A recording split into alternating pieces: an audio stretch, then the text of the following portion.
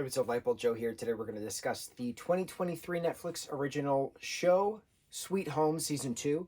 I had to think about that for a second. So 10 episodes for Season 1, which came out in 2020.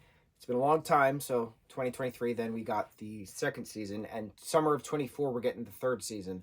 So they made the second and third seasons pretty much back to back. But it was a lot of space in between, right? COVID pandemic and shutting things down and different global markets and, what's happening. So this South Korean horror show is incredible, and it's been incredible. I love the first season way more than the second season because I really liked the monster dynamic of the residents of this apartment complex and what happens when a neighbor turns into a monster and how do you survive and stuff like that. The end of that is them leaving the apartment basically, so then this picks up where that leaves off, and then they eventually go back to the apartment. The group of survivors eventually go back to the apartment. And it's just like demolished, and one of the main guys, and I can't pronounce any of their names and I feel terrible, but Hyun-soo is that's the main guy who's controlling his monster side. And anyway, one of the other guys, the guy with the glasses, he was left behind, and it's a matter of did he die, but he couldn't have died because his stuff was still there and like stuff, right? So it's mystery stuff, right? It's that other main actress who's, again, name I can't pronounce. She is on the quest to find that friend of hers, but also find Hyun-soo, see what's going on, because all the monsters are still human. The monster side of them has come out, but they're still human. So he learned to control the monster side by staying human, but then bringing out the monster when it needs to be, kind of a thing. And then the question was, are other humans like that who've begun the monsterization, as they call it, much like we reference zombification kind of thing, right? So this is a monster apocalypse, not a zombie apocalypse. A little different. There's still tons of violence, tons of blood everywhere, because it's a monster show. And it's a great monster show, and each monster has its own stuff, and it's creepy and it's great. So the government has, decided to target this stadium that was being held for surviving refugees, those who were uninfected. Just wipe it all out. Wipe everybody off the board. That way there's no possibility of monsters being, continuously populating from humans. But then the question is, what happens when monsters start to reproduce, making little monsters? It's interesting. It's a very interesting kind of topic.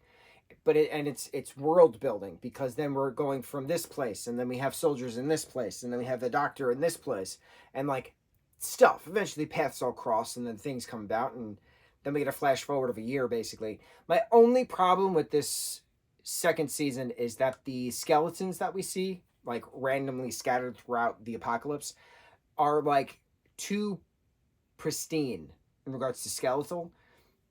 The body takes way longer to decompose than what they showed in regards to perfectly clean bone skeletons. The only thing you could say is, oh, well, a monster probably sucks the meat off all the bones in the feeding frenzy. Sure. But like the random, husband and wife duo who were trying to escape on a bridge and then obviously got trapped in the car and passed away, they would not still be skeletal. They would not be that just bone a year later.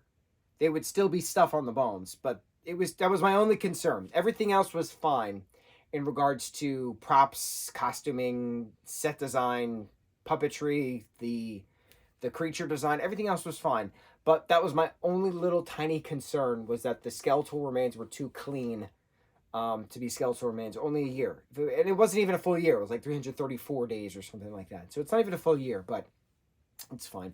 Remainder survivors of the apartment complex that we knew from the first season, some of them live, not all of them, in regards to going into the year jump of the second season. And a lot of them have been, a part of this complex underneath this baseball stadium, underneath this Olympic stadium, after the bombing. That's where they just took shelter, basically, and just stayed there. And then there's scouting trips and things, and who's betraying whom when, and testing people by just cutting them just to make sure that they don't heal super fast, because that's a telltale sign of becoming a monster. Bloody nose, telltale sign of becoming a monster.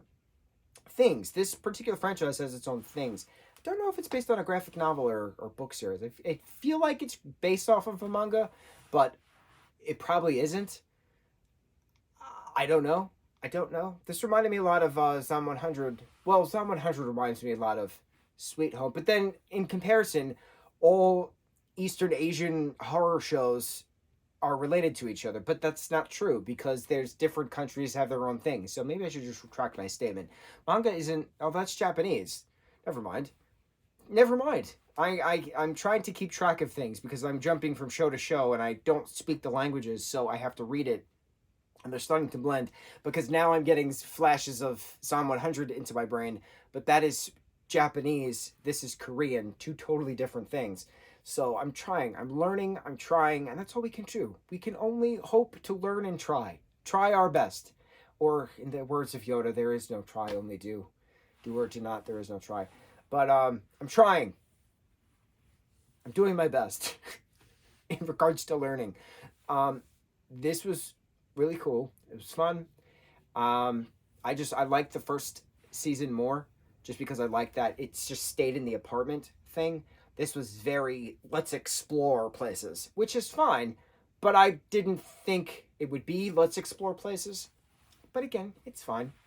Curious what happens with Hyunsu and his friend, who's the girl's name, whose name I don't remember, because now he's letting the monster control a bit while he heals. Will he come back? What happens? What happens now with that other monster baby who's running around rampantly? Season 3 comes out in the summer, so we should see what happens next. I don't know if this is the final season. A thing that I really love about these Netflix shows, aside from the fact that I'm introduced to cultures that I'm not familiar with, and aside from the fact that I'm learning as we go, is that there's a specific means of curating a Netflix show's soundtrack. And the only way I can explain it is that if you've watched a Netflix show, you understand exactly what I'm talking about. And it doesn't even matter in regards to the genre of the show. They all have the same type of soundtrack. Sweet Home has the same type of music that goes through it in regards to actual songs, which are all in English, which I found strange because this is a Korean show, like have some Korean songs. I just thought it was weird that all the songs were in English. Anyway, it has that kind of Netflix feel to it. Heartstopper has a Netflix feel to it. 13 Reasons Why has a Netflix feel to it. What else? Young Royals has a Netflix feel to it. They're all just, those are just 4 examples. 2 of which are teen romance stories. 13 Reasons Why is horror in itself. Very heavy American teen stuff. Young Royals is Swedish teens.